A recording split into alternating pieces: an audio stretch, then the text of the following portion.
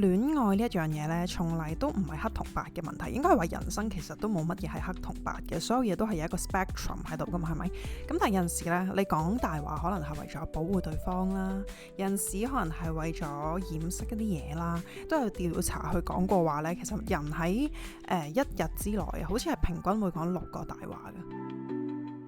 節目可能包含粗口、性相關嘅話題、政治唔正確、負面情緒，如果可以接受到嘅話，咁你就繼續聽落去啦。歡迎嚟到自言自語嘅劇場，我係思琪。即係如果有陣時可能同男朋友出街，然後佢就你問佢話我今日靚唔靚啊，然後佢就都好少會話唔靚噶嘛，即係多數都一定會答靚嘅，呢個係一個求生本能嚟噶嘛，係咪？好似我目前觀察到嘅情況咧，多數都係當女仔問男仔呢個問題嘅時候，男仔會答靚，但係當男仔調翻轉問女仔呢個問題嘅時候呢，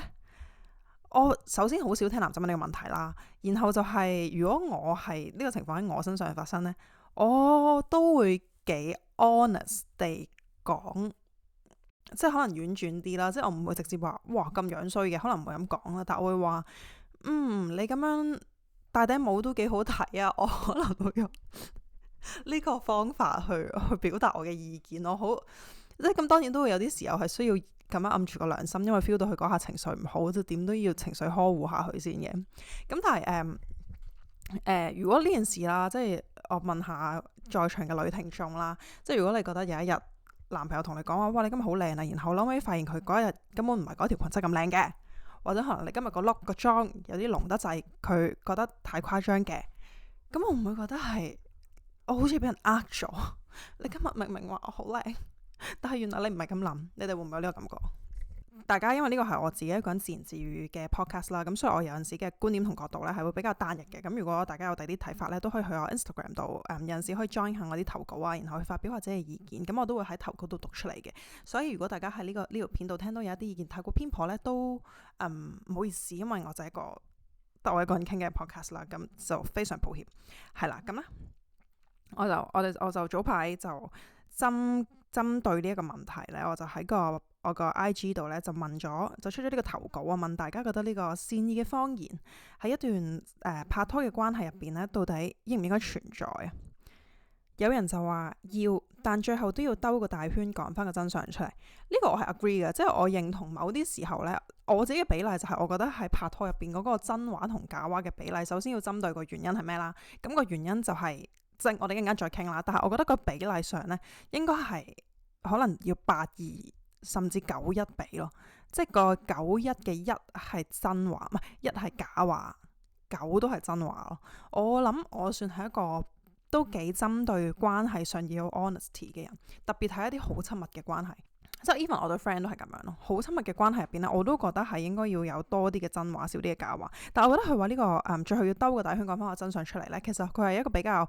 都叫做幾溫和嘅方法。準備驚喜算唔算係善意嘅謊言？呢個我會話係唯一一個善意嘅謊言咯。即係我會覺得咧，嗱，首先咧，謊言係冇分善意同惡意嘅。我自己覺得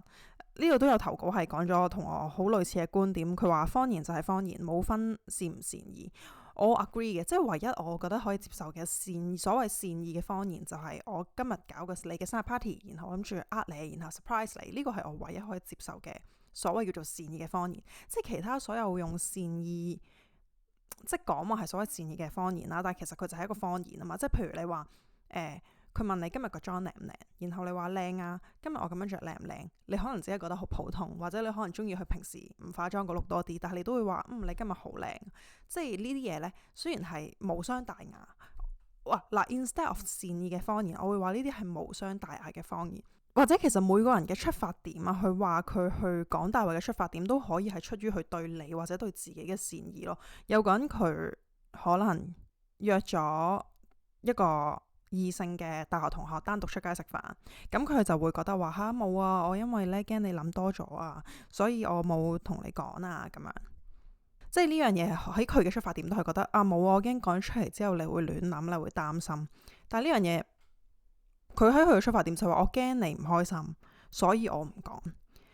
咁你唔知，你咪唔會唔開心咯。咁我咪照顧咗你嘅情緒咯，而且我同呢個大學同學又真係咩關係都冇，純粹就係嗰陣時嘅 friend，咁出嚟食個飯啫嘛。如果我要同你講，你又要擔心一大輪，可能又唔俾我出去，咁我咪冇咗我嘅自由啊。但係喺我嘅角度嚟講呢，呢個都係我完全不能接受，即係我會覺得喺情侶之間有呢一樣嘢，只要有啲唔誠實嘅嘢存在，佢就係一種欺瞞嚟噶嘛。佢就係一種欺瞞咯。所以喺我對於所謂呢個善意嘅謊言呢，我冇咁樣去分咯，我反而會話佢係一個無傷大雅嘅謊言咯。呢一位觀眾投稿就係話即係要有謊言。因為始終呢一個關係呢，做咩都係要 take care 咗對方嘅情緒價值先。不過保險起見，應該之後都要喺適當嘅時機講翻出嚟。始終真誠先係重點。即係簡單啲嚟講呢位觀眾，我見到嘅就係佢會將情緒價值放咗喺好緊要先。咁呢個都同時代有關嘅，因為而家呢個時代大家着重情侶之間嗰個情緒價值啊、情緒穩定啊，呢幾個 term 喺近呢一兩年就非常常聽到嘅一樣嘢啦。但係我自己就好似又唔係非常在乎情緒價值。嗱，都係嗰句啦。如果大家之前有睇我啲 reel 會知道，我係一個偏向理性少少嘅人嚟嘅，即係我都好容易喊啊。理性同喊係兩回事，即係可能我會覺得情緒價值對我嚟講喺一段關係入邊唔係重要到佢要超越所有嘢咯。我如果當刻聽到嘅一樣事件嘅真相，佢俾我嘅激發係多過一個情緒價值，我可能會更加需要呢一樣嘢咯。但我可以同大家 share 下，我近排呢就有個 friend 同我講話，佢男朋友就好耐冇剪頭髮，然後呢就有少少容貌焦慮。咁佢哋就出街嘅時候呢，就個男仔就表現到有少少，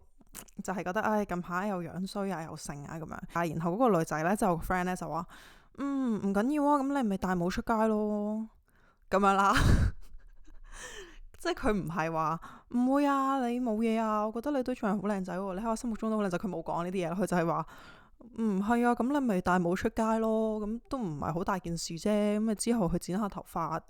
咁做下運動，咁咪又靚仔翻咯。即係佢好直接地，佢唔係用安慰對方嘅情緒去行先。咁嗱，我唔知大家點睇啦，我就自己覺得係。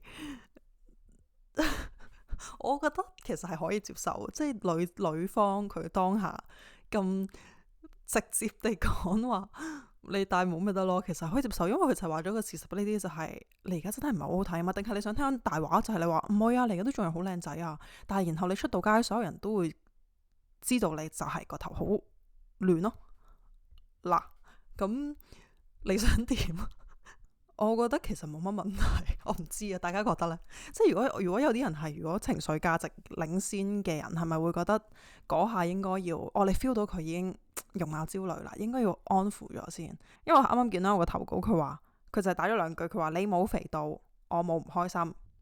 好複雜啊。因為呢個要入翻去好內心，就係到底你哋兩個有冇一樣嘅價值觀去睇同一樣嘢咯？即係如果佢真係話唔緊要，我哋肥咗我都係覺得好得意啊！你而家咁樣肥啲仲靚過你之前太瘦啊！如果我哋兩個人嘅價值觀都係認同喺呢段關係入邊，我哋食得開心係緊要過我個人嘅外形，其實係可以接受咯。嗱，所以其實講到底呢樣嘢係個價值觀嘅配合啊！我早排就見到有個 term 啦，就係呢個叫做共生型謊言啊。咁佢就係意思就係大家有一個默契，係呢一個謊言係可以被講出嚟嘅，而大家都知道佢係無傷大雅嘅。如果我嘅肥胖係唔會令我造成一個好大嘅唔開心，而我哋兩個喺相處入邊一齊去食嘢、一齊變肥嘅過程係大家都開心嘅，大家都接受嘅，咁佢就變成咗話你冇肥到啊，你都仲係好得意啊，咁樣就係一個大家共同接受嘅謊言咯，係咪可以咁講？大家有冇曾經因為對方講真話而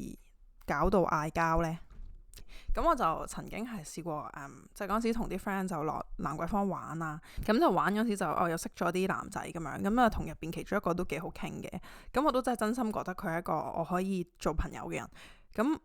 嗱，我自私啲睇啦，可能好多人要屌出我，但係我覺得呢個世界唔係男人女人，咁要揾到個啱傾人都唔容易，所以我就覺得性別呢樣嘢就好死嘅啫，係咪？咁啊男仔都冇所謂噶，啱傾咪做 friend 咯咁樣。咁我嗰晚咧就同佢傾咗好耐啦，咁啊傾咗，即係可能飲完酒之後，我仲同佢一邊行一邊傾，都傾咗成4-5個鐘，3-4個鐘啦，3-4個鐘差唔多啦。因為嗰時夜晚凌晨啊嘛，咁我個 ex 嗰陣時本身係瞓咗覺嘅，咁然之後我就佢瞓醒之後咧，我就 send message 同佢講，我好似就係打電話同佢講，我話我尋晚識咗個男仔啊，跟住我同佢傾咗3-4個鐘咁樣啦。咁佢嘅反應咧就好嬲。嗱，我首先講我自己對呢一個新識嘅男仔嘅感覺咧，就係我就係覺得佢係一種即係有少少係好似你識咗呢個人，你同佢傾偈咧，會覺得佢有啲位同你好似，你可以理解到佢嗰啲唔開心嘅位。你又有某部分係佢好似同你好 click， 即係如果呢個係一個女仔，其實呢件事真係好合理啫嘛。就可能你有大家好相處嘅經歷，然後大家哇一拍即合，我就當呢個男仔就係一個弟弟咁樣睇啦。咁但係我就完全冇，我同佢冇任何親密動作啦。咁但係我喺我男朋友嘅角度，佢聽到呢下咧就好嬲。然後我就再將呢件事就同我身邊啲朋友講啦，我就好棘啊！我仔仔因為而家好嬲添，點算呢？咁我啲 friend 就有啲人同我講話其實你使乜咁誠實啊？你唔講咪得咯，唔講咪冇事咯。你講完出嚟又要搞到自己煩，又要煩一大輪，咁樣做咩啫？咁我嗰時就諗啦，我係咪真係唔講好啲呢？嗱，大家喺呢度都諗一諗，如果呢件事發生喺你身上，我翻去思考咗嘅，但係我係唔同意嘅，因為喺我自己對於拍拖嘅嗰個理解呢，我係覺得坦誠好緊要，即係而且我覺得每個人其實你喺一生而為人嘅情緒經歷、情緒感受上邊呢，其實好多人都會有啲類似嘅地方嘅。即係如果你話你完全一刀切就係話，佢做呢個行為肯定代表佢有啲嘢啦，咁我會覺得，你可能經歷得未夠多咯。呢個有啲似咩呢？就係我中學嘅時候會同人講話，我唔會婚前性行為噶。我嗰陣時係真係確實講過呢句說話。我喺中學嘅時候係認為我哋唔應該有婚前性行為，因為有婚前性行為嘅人都係蕩婦，都係 MK 仔女，都係唔應該嘅咁樣。咁因為我而家我只係離開咗我嘅中學生涯幾年啫，我嘅世界觀已經唔同晒啦，係咪？咁即係如果一刀切就話唔應該有任何異性嘅 friend 可以傾得埋咯，我會覺得係咪真係要定到咁死呢條界？而呢樣嘢如果你調翻轉諗，有一日我嘅另外一半，我嗰陣時個 ex 佢都有啲好 close 嘅女仔 friends，由細識到大，或者佢哋一齊經歷過某啲嘢，我都會好 respect 咯。即係我都會覺得呢個關係，我可能都會曾經有一開始一齊嘅時候都會懷疑過你又同佢出街佢又要揾你傾又要成，我都會有少少覺得係咪你哋本身有啲嘢，或者佢咪中意你嘅？咁但係後尾又發現其實就真係唔係喎。咁所以當我嗰陣時選擇去好坦誠咁樣同佢講，係因為我相信佢亦都有過濾呢個情緒嘅能力。而當我將佢曾經同另外一啲異性朋友好 friend 嘅嘢同翻佢講嘅時候，佢都會剎那間明白多咗，單獨同一個人傾偈唔代表啲咩咯。即係如果我揀咗另外一半，我會希望當我同佢好坦誠講呢啲問題嘅時候，佢唔係淨係一下切就係話你咁樣做就係錯，你咁樣做就係啱，即係冇嘢係絕對嘅黑白噶嘛。而我亦都覺得我自己喺呢段關係入邊坦誠係對我自己舒服咯，即係好自私咁講，就係我同佢講唔係諗緊佢，係諗緊我自己咯。就係我想喺呢段關係入邊，我對住佢我都仲係舒服咯。我唔想因為我隱瞞佢而搞到我同佢喺呢段關係入邊有啲嘢唔舒服，有啲嘢唔講得咯。呢啲嘢其實全部都係好自私嘅角度，係為咗我自己嘅咋。然後如果你覺得承受唔到，咁我就會花時間去同你解釋咯，去話俾你知我同佢到底做咗啲咩咯，到底傾咗啲咩咯，我哋嗰晚行咗去邊咯。即係本身建立關係就係一樣需要好長時間去磨練嘅嘢嚟噶。即係同任何人、任何關係，呢個世界上嘅任何關係，你要去 keep 呢一段關係，佢都係一樣非常非常燒時間同非常燒心機嘅嘢。我會覺得維繫一段關係其實好攰啊，所以我自己唔係好 prefer 繼續玩感情咯。嗱，我講呢句唔代表我之前有玩過，之前只係懵懵懂懂，唔係好識去維繫關係。本身人同人之間就係每個人都唔一樣噶嘛，就算係雙胞胎，佢哋嘅人生軌跡都係唔一樣噶嘛。即係嗰陣時係有一個哲學家叫卡爾榮格啊。卡爾榮格佢嗰陣時講咗一句呢，好簡單地概括咗呢樣嘢，就係一對着喺你身上好好睇嘅鞋，好啱你嘅鞋，擺喺另外一個人隻腳度呢，佢可能會覺得好唔舒服。就係每個人都有自己一套嘅生活方式，都有自己一套嘅價值觀，而呢樣嘢你要同另外一個人去相處，人同人之間嘅 connection 嘅所有嘢，就係我哋本身又唔一樣噶嘛。而點樣去 adjust 呢一個唔一樣呢？就係你要花時間去溝通，花時間去經歷咯，你先至會得到一個大家相處起嚟舒服嘅方式咯。所以當我而家身邊有一啲係好難得可以得到嘅一啲關係，即係我都有一啲識咗好多年嘅 friend，或者啱啱新識但係哇好 click 嘅 friend，都要好嘥時間，好嘥心機去同佢磨合噶。咁就更加唔使講情侶關係啦，特別係而家即係我諗喺香港或者亞洲地區都係好 tend to 一個 one on one 嘅情侶關係嘅時候，就變成佢好似係一個你揀翻嚟嘅家人，你仲要有嘢瞞佢，係我自己好辛苦咯。我會覺得我翻到屋企啊，今日同呢個男同事講咗啲乜嘢唔可以同佢講，因為佢會呷醋。唉，咁算啦，唔好同佢講啦。咁我自己覺得好唔舒服啊。所以喺一個好自私嘅角度嚟睇，呢樣嘢其實都係為咗我喺呢段關係入邊舒服。咁大家覺得誠實同埋維持關係嘅和諧之間，邊個比較重要？呢樣嘢呢，其實好講到喺我哋亞洲社會啊。我哋亞洲社會其實長期都係一種我哋要維繫和諧關係做主導嘅。亞洲人係好驚衝突噶，甚至乎我爹哋媽咪嗰一輩咧，大部分嘅人教導出嚟嘅，俾我嘅 concept 都係，唉，呢啲嘢唔好咁多衝突啦，一人少句啦，做咩啫？咁樣就搞到形成咗一個氣氛係，原嚟我有嘢只要同人有摩擦嘅話就唔好講咯。呢個我都可以講下，呢一個咧都係我自己身上咧，就係我嗰刻講出嚟嘅時候，發現原來我都有俾呢個社會去順從化咗我呢個人咧。就係我有一次我嗰個 ex 啦，佢就係約咗個女仔出嚟食飯啦，跟住喺度傾佢哋以前中學嗰啲嘢啊，大學嗰啲嘢啦，跟住佢仲要傾咗食飯，可能就食咗2-3個鐘出嚟傾咗偈2-3個鐘，咁然後我係有少少個心入邊有啲呷醋，再加埋我同呢個女仔本身唔識嘅，佢就係話我有個舊朋友約佢出嚟食飯咁樣傾下以前啲嘢咁樣，咁我就唔開心啦，就呷醋啦。咁然後呢，你睇下呢樣嘢套翻係啱啱我自己口中講我羅蘭桂坊識咗個男仔件事幾諷刺啊！明明我自己都會呷醋，跟住明明佢又係會做呢個行為，但係將呢件事調翻轉嘅時候呢，大家都係會有嗰個情緒喺度啦。Anyway， 講翻正題，咁跟住佢就食完飯之後呢，佢就打俾我啦，就話喂，我食完飯啦，啱啱我哋傾咗啲乜乜乜乜啊，咁樣同我 share 啦，跟住我覆到係嘅，覆到好 hea 嘅，咁佢就 feel 到唔對路啦，佢就問做咩事啊？你係咪呷醋啊？然後呢，我下意識嘅第一句就話唔係啊，冇嘢啊。但係我一講嗰下，我 feel 到撲街，我講大話，跟住下一秒即刻補翻，係啊，有啲嬲咯，有啲呷醋咯，有少少咯。即係其實嗰樣嘢我係上一句接下一句喺我個腦入邊，可能只係經過0.25秒嘅時間，但係我已經由上一句我成句嘅嗰個感覺係點嬲，就係唔係啊，冇嬲啊，係啊，有啲呷醋咯，就係咁樣咯。即係我已經俾個教育係下意識第一句係要講一樣，唔知點解係要講一樣好似唔引起衝突嘅嘢，但係呢樣嘢其實講出嚟係冇意思嘅，因為我嘅態度，我整緊呢個氣場就係已經屌你老味，我就係呷醋。咁但係我竟然開口講咗一句冇撚有用嘅大話出嚟，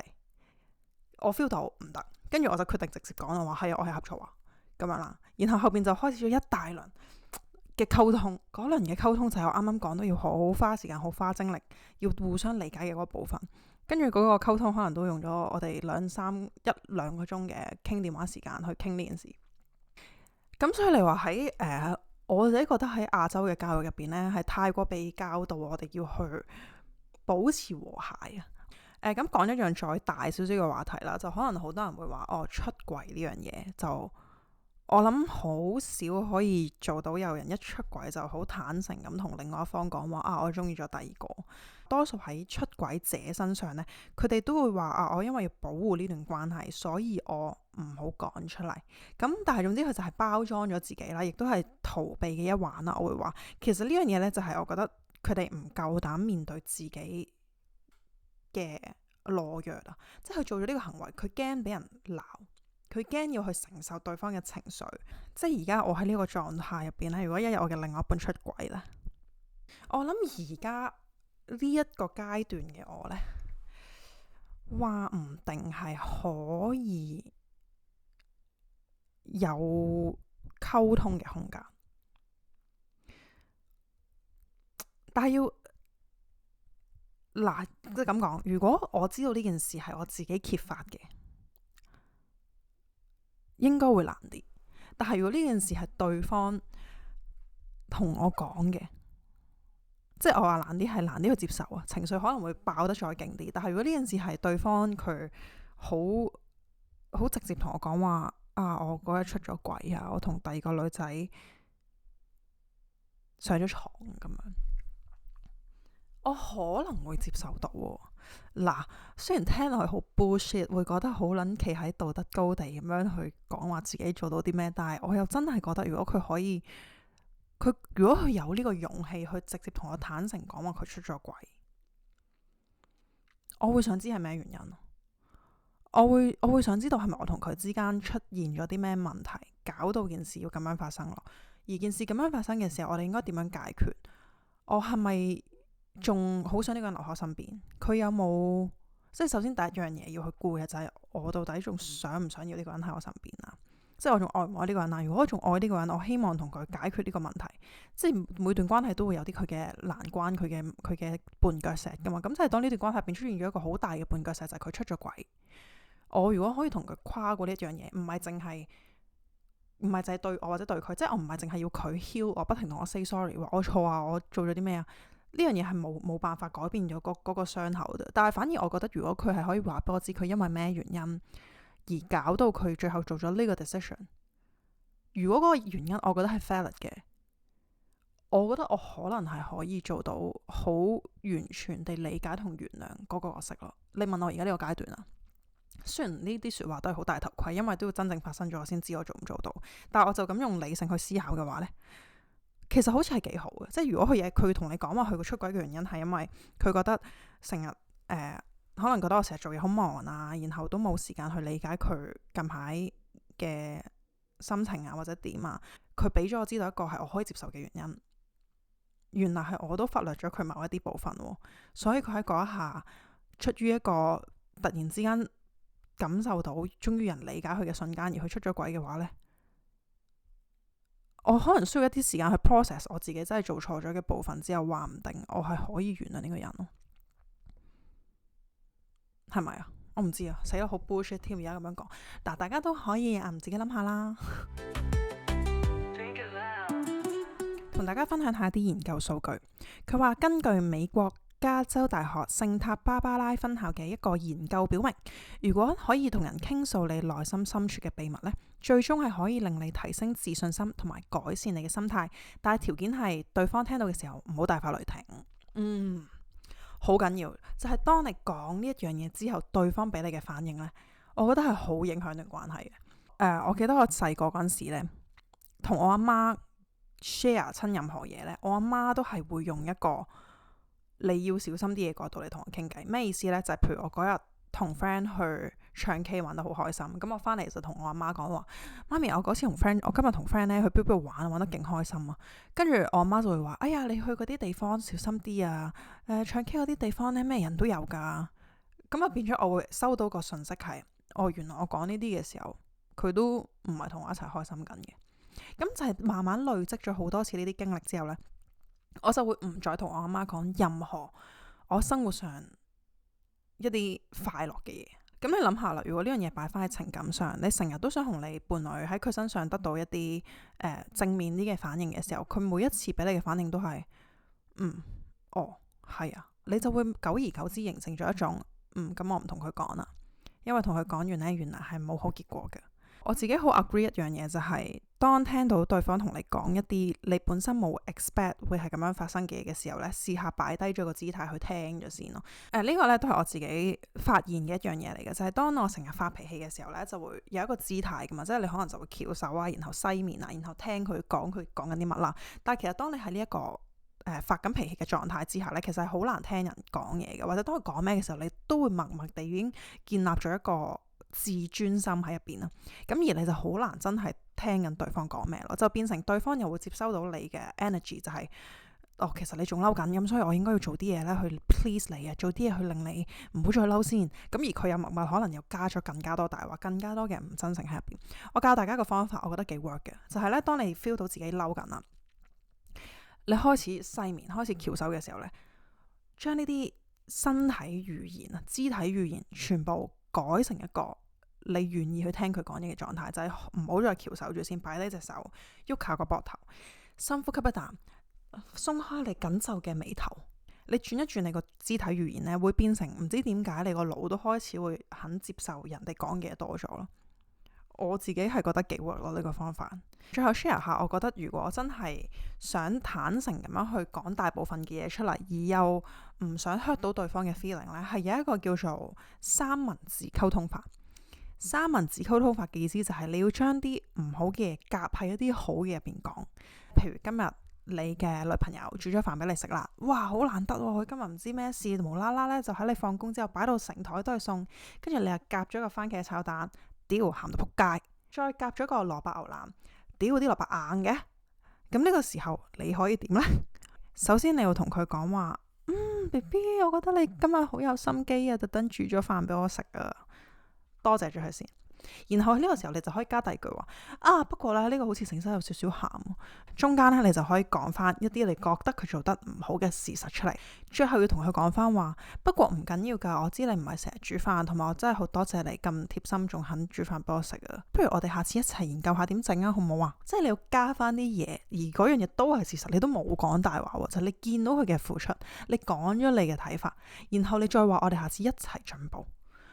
Perfect。見唔見到啊？呢個就係三文治溝通法。雖然老實講我自己都好難做到，但係我教俾大家，亦都希望我教俾我自己，希望大家有學到呢個三文治溝通法。好啦，咁我最後呢，就嚟一個名人金句嘅結尾啊！呢個係一個叫做唐納米勒嘅美國作家講嘅一句話，佢話：當你唔再期待人哋係完美嘅時候，你先至可以真正欣賞佢哋本身嘅面貌。然後下一個呢，就係呢一個鮑勃馬尼，一個牙買加嘅歌手，佢講嘅呢，就係話：事實係每個人都會傷害你，你只需要揾到嗰啲值得為之傷害嘅人。咁今日嘅節目呢，就差唔多啦，我都講到喉嚨有啲痛啦。當你聽到而家呢一度，我都好多謝你有咁俾心機喺度聽我鳩噏啦。咁如果大家有一啲其他我中間講到啲內容，哇，你有啲諗法喎，記得去 follow 我 Instagram， 然後下次呢，就可以投個話俾我知你嘅睇法係啲咩啦。咁好多謝大家收聽今日嘅節目，如果中意呢個 show 呢，就記得俾翻個5星好評好嘛？咁我哋就下次再見啦，拜拜。